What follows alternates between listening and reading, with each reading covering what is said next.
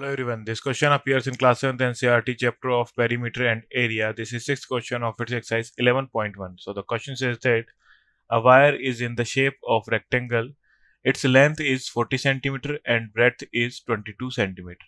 If the same wire is rebent in the shape of a square, what will be the measure of each side? Also find which shape encloses more area. So हमारे पास एक wire है जो कि rectangular shape में है, इसकी हमें length and breadth given है, इसे हम रिवेंट करके एक स्क्वायर बना लेते हैं। सो हमें फाइंड आउट करना है कौन ज़्यादा एरिया कवर करेगा, किस शेप से ज़्यादा एरिया कवर होगा, एंड साइड ऑफ स्क्वायर। सो हमें लेंथ गिवन है रेक्टेंगल की 40 सेंटीमीटर, ब्रेड्थ गिवन है 22 centimetre. So shape of rectangular, so हमें पेरीमीटर फाइंड आउट कर लेंगे इसकी, एंड हमें फाइंड आउट करना है area and side of square. So perimeter हो जाएगी, पेरीमीटर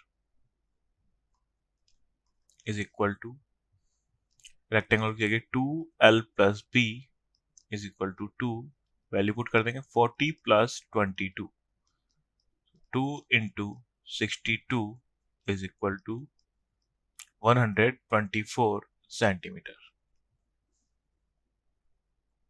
सो हमसे बोला गया है if the same wire is rebent in the shape of square, so perimeter same रहेगी। So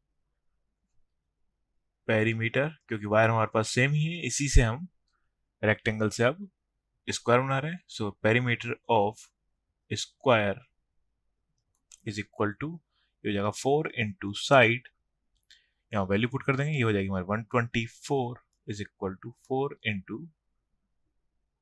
side.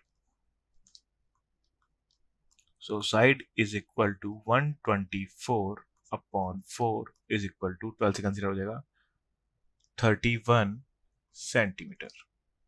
So area of square is equal to side square